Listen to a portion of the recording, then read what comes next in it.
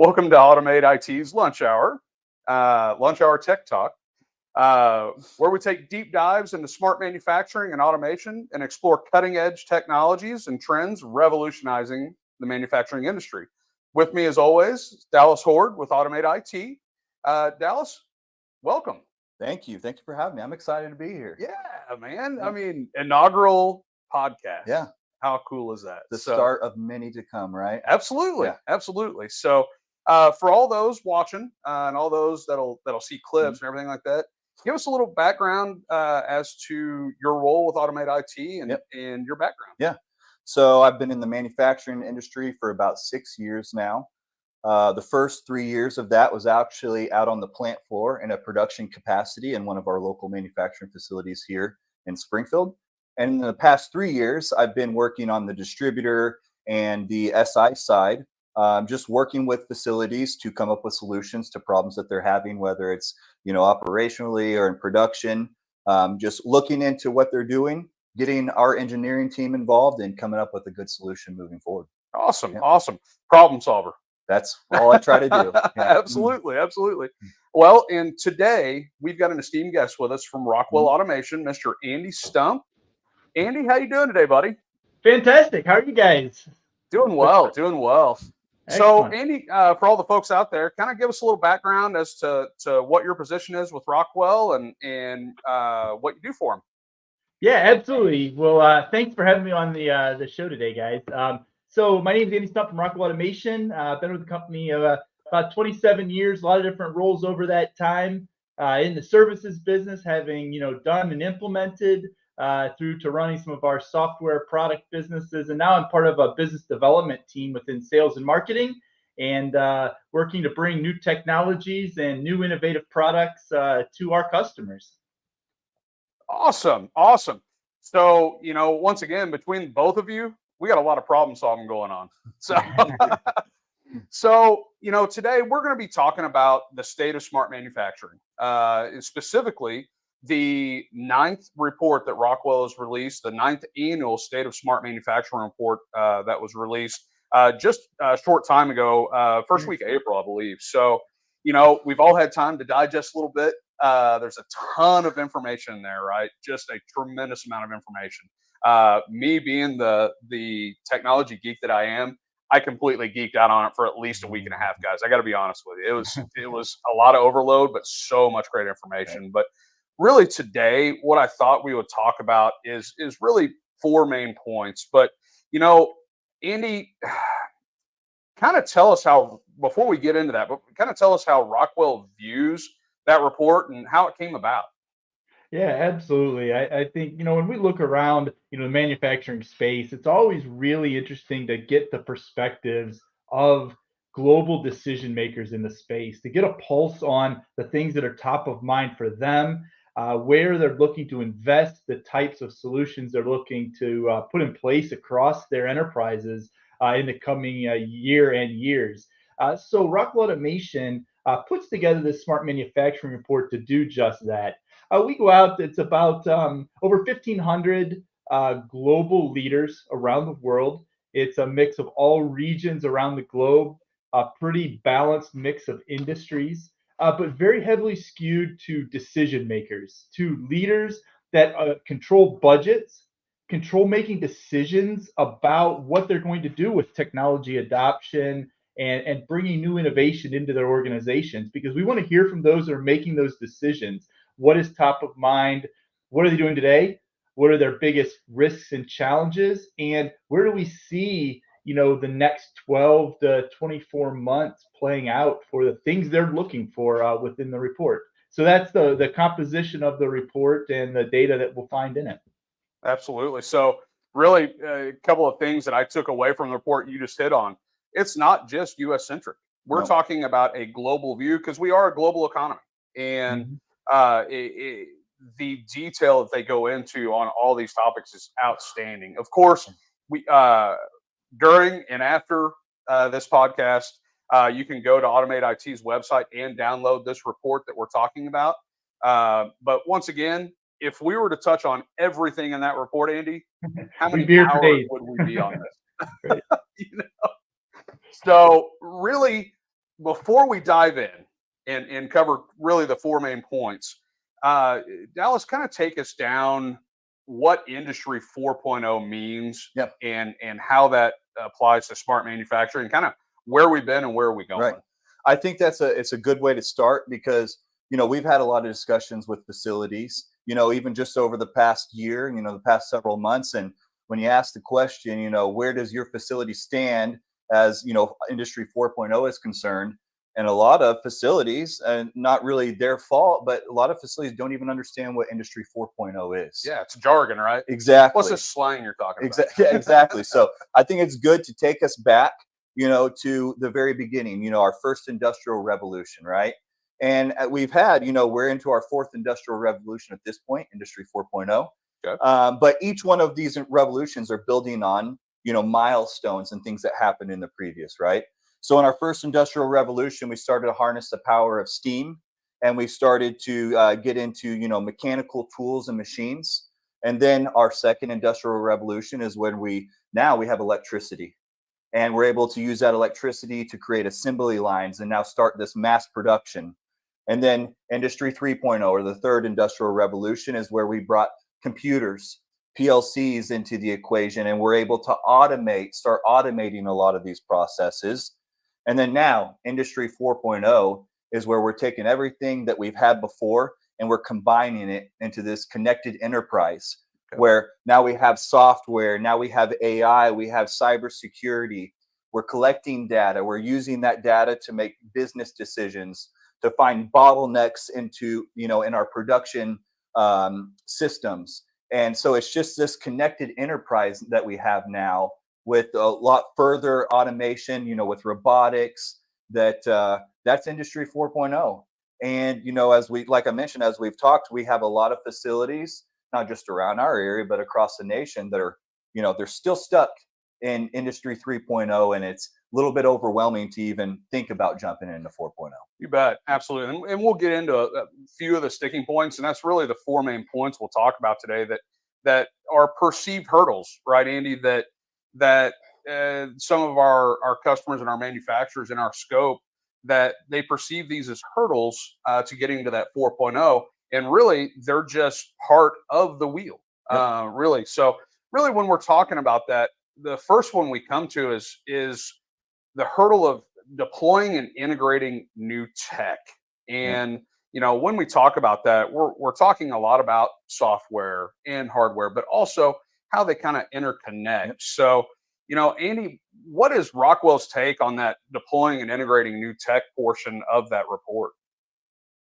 Yeah, technology has hit tipping points on so many fronts, right? Our industry notoriously is a bit slow in adopting new things, making change, just because we're risk averse in manufacturing, right? We have to keep production running. We have to keep manufacturing flowing. So there's always a bit of hesitancy. But what we're seeing is leadership around the world understanding and realizing how technology has to be embraced to get that next step in productivity, that next step in quality. And no one wants to be left behind on that front. So, the report, kind of calls that out, things like artificial intelligence. We kind of make the statement that the AI revolution is here. And I think leadership understanding and seeing their personal lives and in our consumer lives, how AI has taken hold, what that means.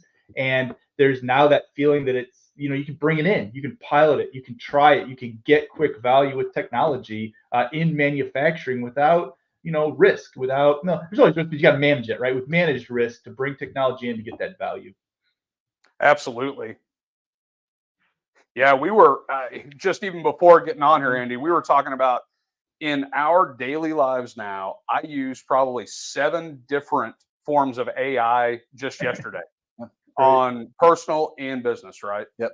And we'll discuss that a little bit more as well. But as far as when manufacturers are saying they have a cloud or a SaaS solution, really, what are you seeing when you're talking to customers about that right now? Yeah. So I think that when you're talking about that software as a service solution, it's can be a little bit overwhelming, in the manufacturing industry, because if you look, there are so many different pieces of software out there.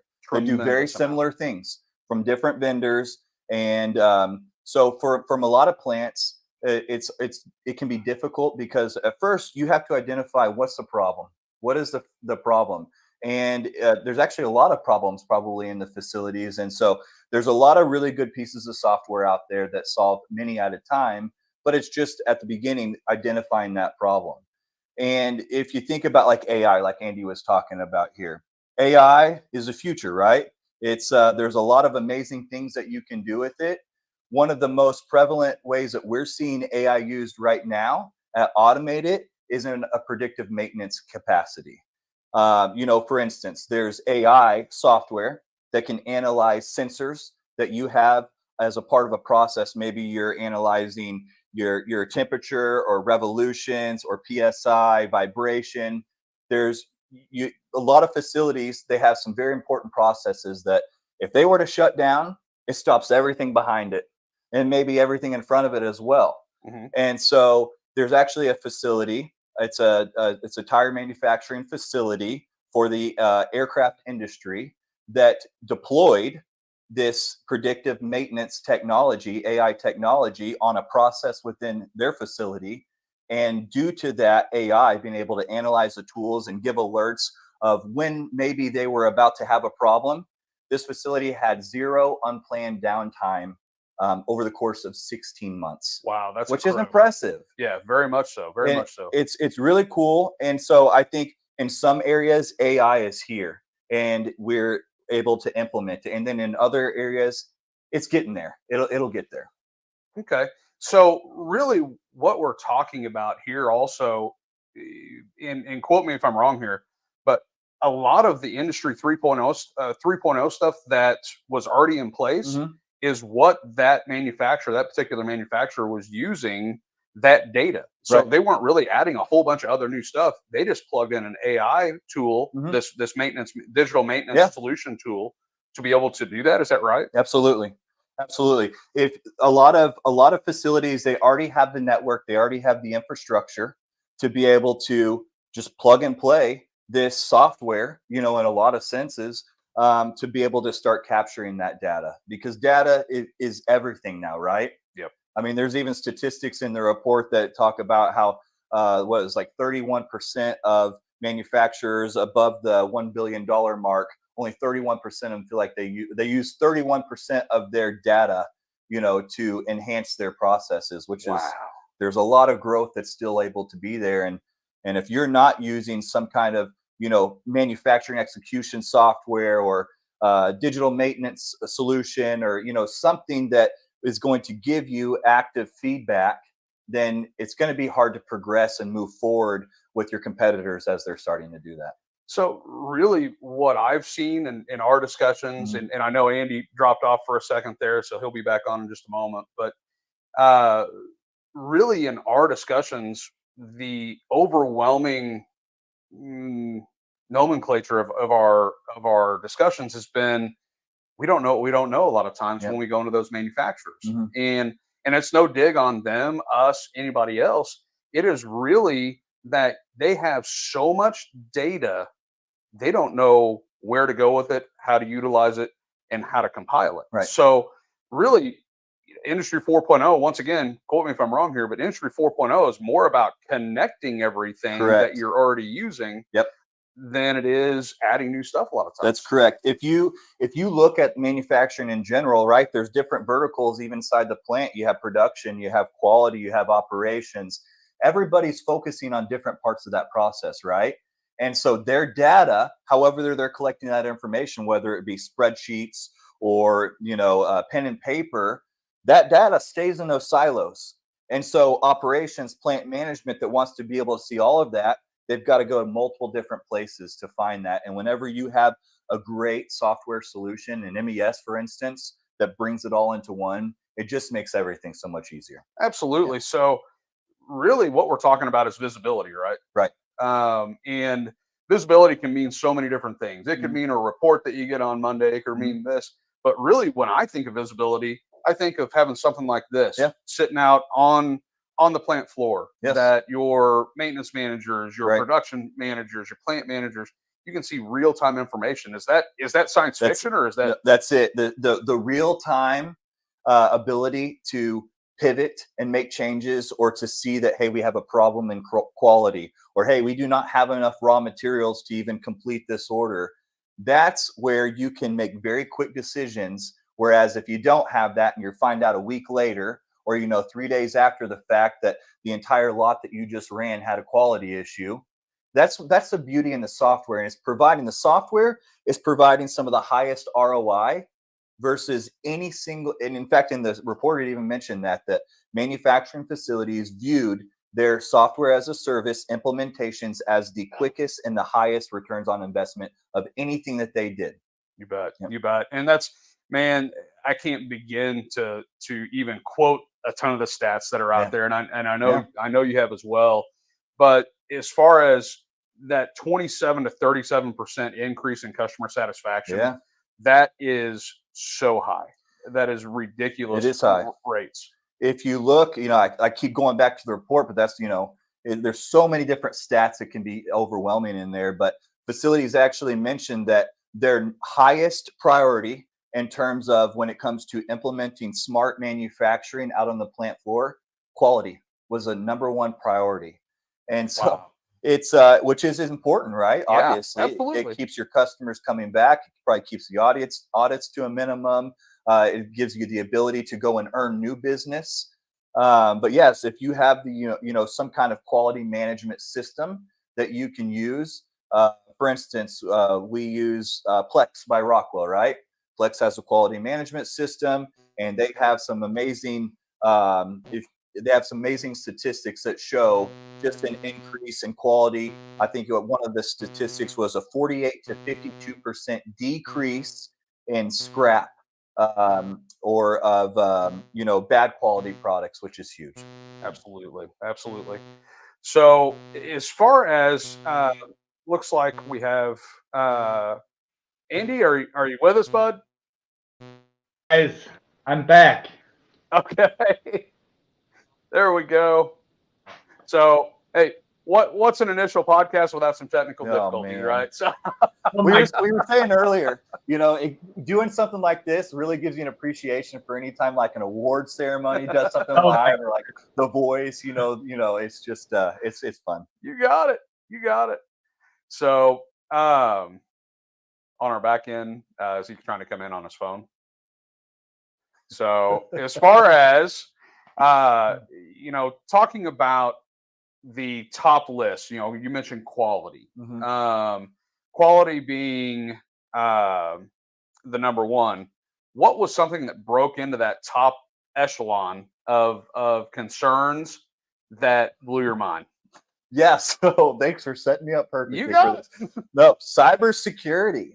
For the first time, cybersecurity jumped into one of the top 5 of external obstacles. They have internal and external, which kind of blew my mind, because cybersecurity has been a problem for a while. But according to the report and this poll of manufacturing facilities, now it's officially in the top 5. So it's that was a surprise to me. Andy, was that a surprise to you that this is the first time that it's jumped into the top 5? Yeah, not a surprise. Not a surprise at all. This is part of, we hear these conversations every day about risk, challenges that are going on.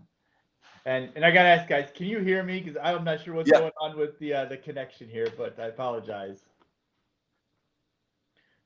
Yes, we can hear you. All right, fantastic. All right, apologize for the technical challenges there. So yes, I'm not surprised about cybersecurity. We have these conversations with leaders all over the world, and it is top of mind. It is something that they think about every day. It's what keeps them up at night, and it becomes even much more of a pervasive concern as they start to embrace technology, bring innovation into their facilities, starting to connect the plant floor up to the systems. So it's something that we've expected, and it is here. It is a top concern. Yeah, I guess I should go back and reframe. My surprise, or why I'm feeling surprised, is the fact that it wasn't in those top 5, It's years earlier. ago. Yeah, from the get-go, From right? the That's get what exactly, blew me out yeah. of the water. Yeah. So, tell me about an example of cybersecurity. I know Yeah. because everybody talks about it, right? Everybody knows it's important. Mhm. Everybody knows it's a hot button. Yep. We hear it on the news. Yeah. Tell me a real world example. Yeah, so I think, the first thing I think of is we have a local municipality that, infrastructures, especially in municipalities, are getting attacked all the time, right? And so we had a local municipality that came to us recently, acknowledging that they might have some easy ways for a cyber attack to get into their infrastructure. And so what they've had us do is we went on site and we did multiple assessments for them. Actually, we did an assessment of hardware that they have, their PLCs, their VFDs that are connected to their network. We did an assessment of their network as a whole, where they may have some vulnerabilities. And now we're working on, okay, we've done our assessment. We know where our vulnerabilities are. Now we're working with them on, okay, what's the next step moving forward? Is it migrating some of these legacy pieces of hardware? Is it updating firmware maybe on some of the hardware? Is it adding some different firewalls or whatever it may be within their network? But a lot of facilities, they know that they have problems, and sometimes they may even know exactly where that problem is. But where we've seen in just talking with facilities over and over is you have IT and OT, right? Yep. And IT speaks a language and OT speaks a language. And where there's this value when you have a company like Automate It, us come in there because we speak IT and we speak OT. But a lot of times that those conversations and their ability to bridge the gap between IT and OT. IT wants to own the network, okay? I mean, and they should. Absolutely. But OT has processes, they have software, they have hardware out there that they can't migrate from right now, whether it's due to budget or whatever it may be. So we act as that bridge to make sure that everybody understands what's going on both sides, and that's where we've seen a lot of success. Absolutely. So as that interpreter, as that value-added reseller for Rockwell as well, we're bridging the gap between all three entities. Yep. Right. Ourselves, those two, IT, OT, the whole 9 yards. Correct. So, as always, communication is key. When we're talking about, another pain point, if you want to call it that, another hurdle, like we were talking about earlier, that we were really zeroing in on that smart manufacturing report, Andy, was the lack of skilled labor force. How is Rockwell interpreting that from that report as well? Yeah, the labor shortage, the skills, upskilling is top of mind for leadership, right? And it really comes in two parts that we see clearly in the report. The first really is about acquiring talent, bringing new talent into the organizations with the skills they need. One of the top skills that leadership are looking for is related to cybersecurity, related to technology, and being able to use and apply those technologies in their facilities. And I'll loop back to that in just a second. But the second is around how do they upskill their employees, right? They have great employees. They need to upskill them to learn to use the technology, to embrace some of the cybersecurity best practices. But what comes out of the report on both of those is the need for help, right? And that's where, within the ecosystem, manufacturers are looking to partners. They're looking to, companies like Rockwell Automation, Automate IT to come in and be that trusted advisor for them, to help give them guidance, to help upskill their employees, and to find and implement some of these solutions to get them value. Yeah, I think that's a great point, is because this, I mean, if we're like just being honest, this lack of skilled labor force or just labor force in general, probably not going to get much better, right? Right. I mean, if you, I think that one of the ways that manufacturing facilities can probably help that is by adopting new technology, right? Because, I mean, look at, for instance, I'm mid-30s, right? I have children. We all have children that we're raising. Well, my 3-year-old and my 4-year-old, they can get on a laptop or an iPad, and they can navigate that, which is kind of crazy. Right. But so you have a generation now that's growing up used to new technology, used to that technology being a part of their daily life, Yeah, it's not right? new to them. No. It's their world. So tell me, why would these younger generations want to go and work in this manufacturing facility where there's a ton of manual processes? There's not any new technology that they can use. This AI that they're surrounding themselves with every day, it's not any part of the process within the manufacturing facility. And I feel like the facilities that do a really good job of embracing new technology, AI or automation or robotics, all these different ways, all these different smart manufacturing, facets, when they adopt them and they can do a good job of putting it out there. Like we have some local facilities that are using commercials saying, come work for us with, we have the latest technology, we have the latest processes.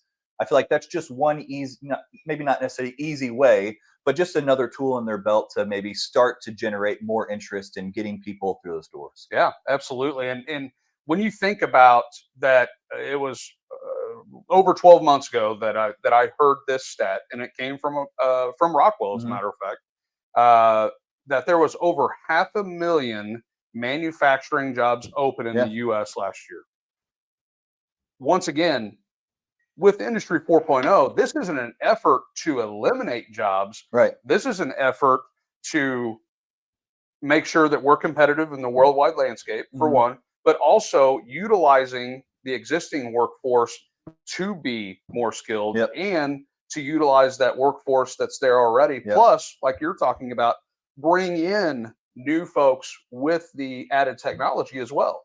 So it's absolutely a way to make that happen. So, probably the biggest elephant in the room, right? Is the board behind us. The board behind us. No. I got a question though, actually. Yeah. Before we get into this, and this is for Andy.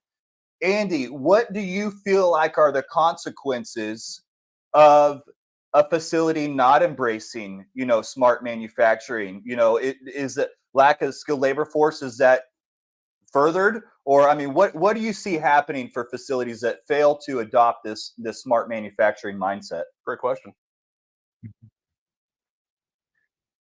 Yeah, we see the concern of just being left behind, right? Not getting that next tier of productivity. In manufacturing, getting another decimal spot of improvement in quality, or a few more ounces, are amazing implications to their bottom line. And the absence of adopting the technology and not getting that against their peers runs the risk of losing out, and no one wants to have that happen. So that is the fear. That is the risk of not embracing technology to get that next step ahead from competition. Yeah, couldn't agree more. And I've seen a lot of initiatives within Automate IT, within Rockwell, of reaching out to that next generation as well through educational channels. When we're talking to local universities, what are your smart manufacturing protocols? Do you have something set up in your facility? So it's great to see that interaction within our company, within Rockwell, as well. So, once again, as a value-added reseller, we want to add value not only to our customers, but to our community and our internal organization as well. Attracting those individuals that see how this industry is evolving and moving forward. Now everything comes down to dollars and cents, right? Yes. If it don't make sense, it don't make dollars, right? So when we talk about the elephant in the room, most of the time, guys, it's usually about budgetary constraints. It's on our list. It's always, hey, that sounds great. Oh my gosh, that technology is phenomenal. I can't believe all this stuff. How much does it cost? Exactly. Yeah. So how do we approach that, Dallas? How do we make it make sense for our customers? I think, when you ask me that, it makes me think about a local manufacturing facility here, Fortune 100 company, actually, that, we've been able to identify several needs within that facility. And they know that they have some vulnerabilities within, just a lot of the hardware, right, that they're working on. And, we've started to have some discussions about budget, and this facility, they feel a little bit hamstrung because corporate has their initiatives that they want that local plant to do. And those initiatives, they eat up a lot of the budget that this plant has. And so what we're helping them identify is, okay, what's the lowest hanging fruit in the facility that's going to give us the biggest return on investment? And when you start taking that approach of, hey, where can we make the biggest difference? Maybe it's not the most glamorous or the biggest project, but there are all sorts of things that you can identify that are just small inefficiencies or small bottlenecks that just a little bit of a change in that process could yield huge results. And that's part of what we try to do, right? Is find those things, and then let's come up with the proof of concept. Let's calculate our ROI on that, and give you the justification that you need, maybe to take up to corporate, or maybe for the plant manager to sign off on, that makes sense for their plans specifically and where they're wanting to go. From what I'm gathering and from what I've seen, being the outside looking in at times, right? You're in the middle of it, in the thick of it. Andy's in the thick of it at all times. It's no two manufacturing facilities are the same. No. And so, really, because everybody's at a different place in their journey, right? Yeah, absolutely. It's just like we mentioned, there's some facilities that haven't even stepped into it. Some facilities that have dipped their toes in it and got overwhelmed very quickly. And then we have other facilities that, man, they're chugging along. Like, I just met with a facility the other day, another local facility. They already have a 5-year plan of every single project that Phenomenal. They want to do. And it was so refreshing, actually, because normally we're helping, facilities develop that 5-year plan, but they knew what they wanted to do. And so everybody's at a different part of their journey. And that's where we just want to be that partner, and really take a consultative approach. Is let's figure out where you're at now, where you want to go. It's that pain to paradise, right? You got it. We're going to help you figure out what the pain is, and let's take you to paradise, and we'll develop a plan for you. Really, the old adage of how do you eat an elephant? That's right. One bite at a time. That's right. So, but you got to have a plan. Yeah. You got to have it mapped out for sure. So, Andy, what else could you add on those internal budget constraints that you see as well? Yeah, I think your comment about having a plan is so very, very important.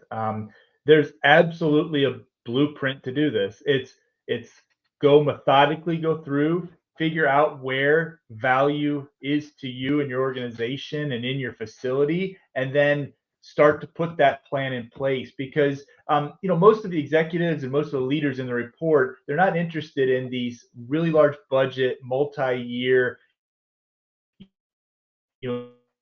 initiatives. They want quick investment, quick return, build momentum for that, right? And it's easy to justify investment when you have successes that have been proven that allow focus and agreement to move on to those next projects. And so that is absolutely the blueprint to do it right, to have a plan. That blueprint and that mapping of where you're going allows you to take small steps on that path rather than small steps that veer you off course over time. Overall, one of the other things we always want to stress with partners and with end users that are implementing these is really around having a plan that incorporates the people and change management is such an important part of any of these digital transformations, these software projects, because they're the ones who are going to use it. They're the ones that know the little steps that happen that may not be documented. So incorporate the people early and work with them on using that. Couldn't agree more. Couldn't agree more. So, really, as far as a value-added reseller, as that ISVAR for Rockwell, really how I view it in my head is we're the ones that help you put the pieces together. You've got all the pieces already for the most part. There may be some tweaks, there may be some adjustments here and there, but it's really about putting it together and utilizing the data at hand that you already have. Yep. So, for all of our customers that may be out there and the manufacturers listening right now, or may see some of our clips later on down the road, how do you start that journey of smart manufacturing with Automate IT? Yeah, it's a great question. Thank you. So what we like to do, and one of the easiest ways to start that whole process, is we just do what we call a workshop. All right. And that workshop is, it involves a couple steps to it, but basically what we're going to do is we would come on site with the leadership team at the facility. Many plant managers, they have their leadership team that they use to make sure that they bounce off ideas, whether it's a quality manager, engineering manager, production manager, operations, right? You have the leadership team. We like to come on and do a walkthrough of the facility, right? And it could be over just a specific process that facility feels like they need help on. It could be the entire process from raw goods entering the facility to finished goods leaving the facility. But what we really ask is that the leadership team, plant management, and the rest of the leadership team is a part of that walkthrough, so that we can just get feedback from quality and from production and from everybody that's involved. Because whenever you can have everybody in the same room, and production can hear what quality's concerns are, and maintenance can hear what production's concerns are, and you have conversation that is starting, people all of a sudden start to realize, oh shoot, I didn't realize that what we're doing here is causing a problem there. This process could be better for them, which actually in turn makes it easier for us. And so we do the plant walkthrough. We do, some surveys from each one of the team members. We get everybody together to have a conversation, and then we all, take a step back. And then as a team with our engineers and all of our subject matter experts, we come back to the facility with a list of recommendations based on their goals. And so it's just a very simple workshop that has a couple, steps to it, but it can open up so much information, so much valuable information to a facility. Collaboration is always the beginning and the first step. Yep. So to driving the plan that Andy was talking about before, the blueprint, you got to have that collaboration first and foremost. Yep. So with that said, for anybody watching this podcast and anybody that sees these clips, Automate IT is running a special for them. Yeah. So as far as that workshop goes, so I believe is it half day? Is that what we're doing? Yes. So the workshop is typically a half day. We don't want to take up too much of the time. We understand that is an investment of the plant leadership's time to be out there, with us for, multiple hours at a time. But it's needed, and it is a requirement of these walkthroughs. So yeah, we will do that at no cost. Okay. We're not going to charge for any time for us and several of our experts to be out there, because it's not just going to be me. It's going to be our cybersecurity expert. It's going to be some operations. It's going to be some engineering. It's going to be guys that have walked through facility after facility after facility, and the same process after process after process across many different verticals. And so what some facility may see as a problem, we have experts that may say, no, your problem might be down. This is a problem. What you're saying is a problem, but it can actually be solved, later on or earlier in the process. You bet. So, let Automate IT be your solution provider. That's right. And let us be your problem solver. That's right. And your investigator all at the same time. We're just an additional set of eyes. You got it. And collaboration is key. So as far as how to reach us, of course, best way is at automateit.net. That's correct. You can go to our contact us page. You can set up that meeting. And the first step is reaching out to us. Yep. Of course, my team, that's what we do. We reach out as well. And so if you hear from yourself, Eric Aguilar, Craig Morton, any of those individuals, we'll be able to help you get that path started as well. That's right. So, Andy, would you like to add anything, or in conclusion, or? I just will add, visit the Rockwell Automation website to get access to the State of Smart Manufacturing report. A lot of data in there that we kind of covered today, and other insights that we didn't cover, and that I think will be good reading and learning for all of your workshops. As people are going into these workshops, and some of the questions that will come up, some of the topics you'll cover, A lot of the questions and the trends will be covered in there to start. So I would encourage people to check that out prior to the workshops. Absolutely. And you can also find that State of Smart Manufacturing report on automateIT.net's website as well.